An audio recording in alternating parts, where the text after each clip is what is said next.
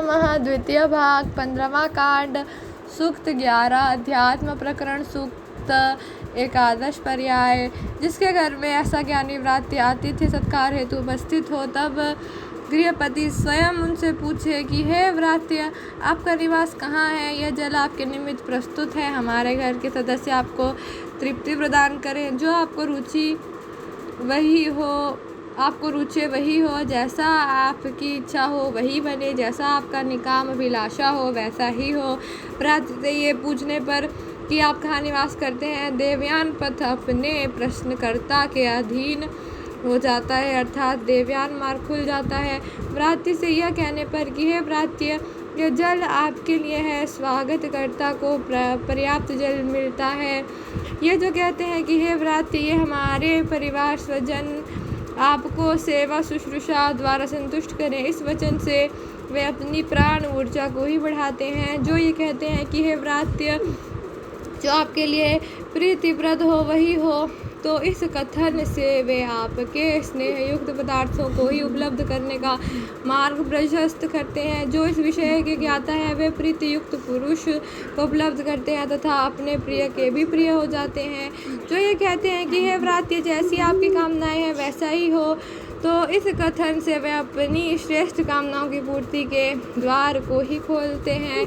जो व्रात्य के संबंध में जानते हैं उन्हें सभी अभीष्ट फल वश उपलब्ध होते हैं तथा वे वशीभूत करने वालों को भी अपने वश में करने वाले होते हैं। जो ये कहते हैं कि हे व्रात्य, आप अपने अभिलाषाओं के अनुरूप उपलब्ध करें, तो इससे वे मानो अपने लिए अभिलाषाओं के द्वार क्या उद्घाटित करते खोल देते हैं। व्रात्य की अभिलाषाओं की पूर्ति होती है। जो इस विषय के मर्मज्ञ हैं उन्हें निश्चित रूप से अभीष्ट प्राप्त होते हैं। सूक्त 12 अध्यात्म प्रकरण सूक्त द्वादश पर्याय। अग्निहोत्र प्रारंभ होने पर अग्नि प्रदीपन के समय यदि किसी अग्निहोत्री याज्ञिक के गृह पर ज्ञाननिष्ठ व्रात्य उपस्थित हो, तो ऐसी स्थिति में याज्ञिक स्वयं उसे आसन देकर कहे कि हे व्रात्य, आप निर्देश दें, मैं यज्ञ कर्म करने के लिए तत्पर होऊंगा। यदि विद्वान व्रात्य अनुमति प्रदान करे तभी आहुतियाँ समर्पित करे, अनुमति न दे तो आहुतियाँ समर्पित न करे। यदि याज्ञिक विद्वान व्रात्य के कथन के अनुसार आहुति प्रदान करता है, तो वह पितृयान मार्ग और देवयान मार्ग का ज्ञान उपलब्ध करता है। ऐसे अग्निहोत्री द्वारा प्रदत्त आहुतियाँ देवत्व संवर्धक शक्तियों को ही प्राप्त होते हैं। देव शक्तियों में इसका किसी प्रकार का दोष नहीं माना जाता। इससे उसका आश्रय स्थल संसार में चतुर्दिक सुरक्षित रहता है। इसके विपरीत जो ज्ञानवान व्रात्य के दिशा निर्देश न देने पर भी आहुतियाँ प्रदान करते हैं, वे इसके दोष स्वरूप पितृयान मार्ग और देवयान मार्ग दोनों के ही ज्ञान से वंचित रह जाते हैं। देवों के प्रति इस अपराध के साथ उसका यज्ञ भी निष्फल हो जाता है। जो विद्वान व्रात्य के दिशा निर्देश के बिना यज्ञ कार्य करते हैं, उनका इस विश्व में किसी प्रकार का आधार आश्रय नहीं रहता। सूक्त 13 अध्यात्म प्रकरण सूक्त त्रयोदश पर्याय। जिसके गृह में ऐसे ज्ञानवान व्रात्य का एक रात्रि के लिए अतिथि रूप में वास रहता है, वह गृहस्थ इसके पुण्य फल से पृथ्वी के सभी पुण्य लोकों को जीत लेता है। ऐसे ज्ञानी व्रात्य जिसके गृह में अतिथि सत्कार है तो दूसरी रात्रि भी रुकते हैं, उसके फलस्वरूप वह गृहस्थ अंतरिक्ष के पुण्यदायी लोगों को उपलब्ध करता है। ऐसे ज्ञान संपन्न व्रात्य जिसके गृह में आतिथ्य सत्कार है तो तीसरी रात्रि तक ठहरते हैं, उसके पुण्य फल स्वरूप वह गृहस्थ द्युलोक के पुण्यप्रद लोगों को प्राप्त करता है। ऐसे ज्ञानवान व्रात्य जिसके घर में अतिथि क्रम में चतुर्थ रात्रि तक रुकते हैं, उससे उपलब्ध फल से वह गृहस्थ पुण्यात्माओं के पुनीत लोगों को प्राप्त करता है। ऐसे विद्वान व्रात्य जिस सदगृहस्थ के घर में अतिथि रूप में असंख्य रात्रियों तक निवास करते हैं, उसके फलस्वरूप वह गृहस्थ अपने लिए असंख्य पुण्यदायी लोगों को प्राप्त करता है।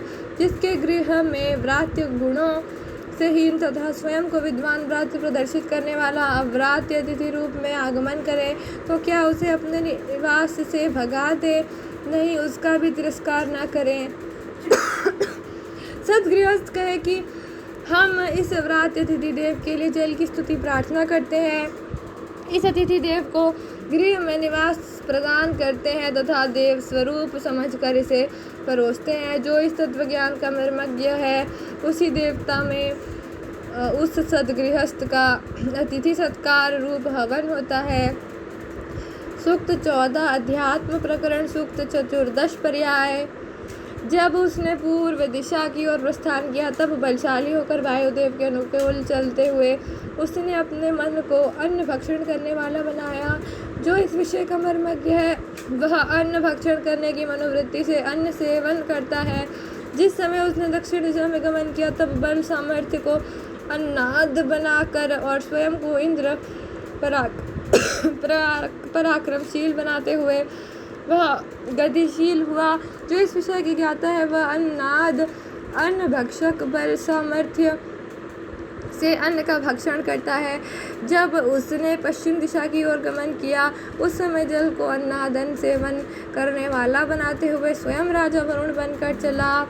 जो इस बात का मर्मज्ञ है वह अन्न भक्षक जल के साथ अन्न का उपभोग करता है। जब उसने उत्तर दिशा की ओर गमन किया तब सप्तर्षियों द्वारा प्रदत्त आहुतियों को अन्न भक्षक आहुति बनाकर राजा सोम की अनुकूलता में चला।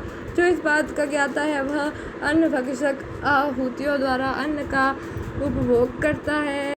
जब वह ध्रुव दिशा की ओर प्रस्थान किया तब विराट पृथ्वी को अन्नमयी बनाकर विष्णु रूप बन संचरित हुआ।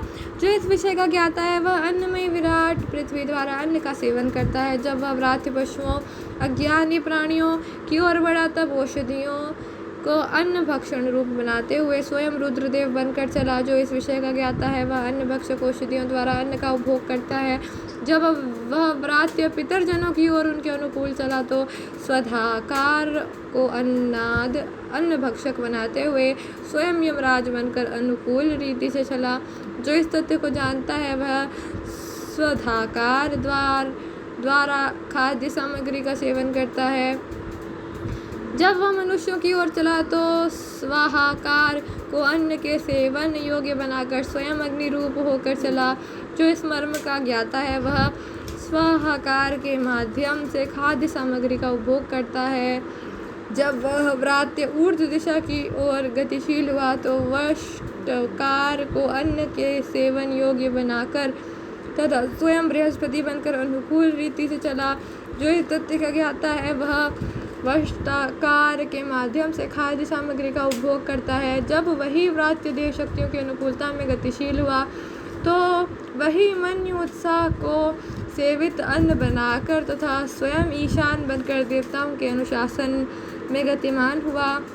जो इस तत्व ज्ञान का ज्ञाता है वह उत्साह मन्यु यज्ञ से खाद्य सामग्री का उपभोग करता है। जब वही व्रात्य प्रजाजन अर्थात जन साधारण के लिए उपयोगी बनकर गतिशील हुआ तो प्राण शक्ति को अन्न भक्षण योग्य बनाते हुए स्वयं प्रजापति रूप बनकर गतिमान हुआ। जो इस तत्व का ज्ञाता है वह प्राण तत्व प्राण शक्ति खाद्य सामग्री का सेवन करता है। जब वही व्रात्य सभी अंतर्देशों दिशा के कोणों के लिए उपयोगी बनकर चला तो वही ब्रह्म को अन्न भक्षण योग्य बनाते हुए तथा स्वयं परमेष्ठि रूप बनकर विचरणशील हुआ। जो इस तथ्य को इस प्रकार जानता है वह ब्रह्म ज्ञान द्वारा अन्न खाद्य सामग्री का सेवन करता है। सूक्त 15 अध्यात्म प्रकरण सूक्त 15 पर्याय। उस व्रात्य समूहपति से सप्त प्राण सप्तपान और सप्तव्यान है। इस व्रात्य का जो सर्वप्रथम प्राण है उसे ऊर्ध नामक अग्नि से संबोधित किया गया है। इस व्रात्य का जो द्वितीय प्राण है उसे प्रौढ़ नामक आदित्य कहा गया है। इस व्रात्य का जो तीसरा प्राण है उसे अभ्यूढ़ नामक चंद्रमा कहा गया है। इस व्रात्य के विभु नामक चौथे प्राण को पवमान वायु की संज्ञा दी गई है। इसी व्रात्य के योनि नामक पांचवें प्राण को अपजल बताया गया है। इस व्रात्य के प्रिय नामक छठे प्राण को पशु कहा गया है। इस व्रात्य का अपरिचित नामक जो सातवां प्राण है वह प्रजा नाम से संबोधित है। सूक्त 16 अध्यात्म प्रकरण सूक्त षोडश पर्याय। उस व्रात्य के प्रथम अपान को पौर्णमासी कहा गया है।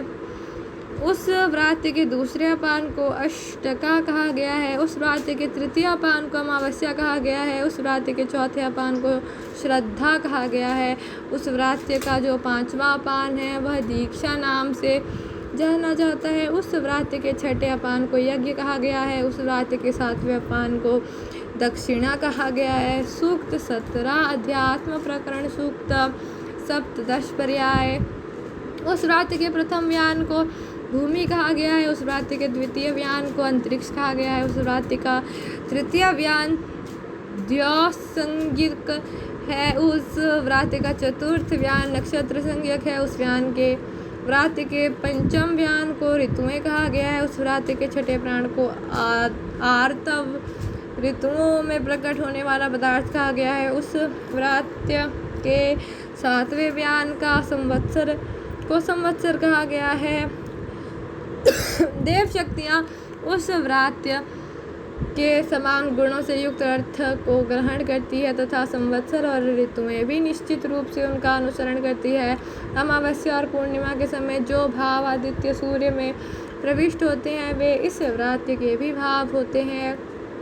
उस व्रात्य और इन उक्त सभी भावों का एक अमरत्व है ऐसा कहा गया है। सूक्त 18 अध्यात्म प्रकरण सूक्त अष्टादश पर्याय।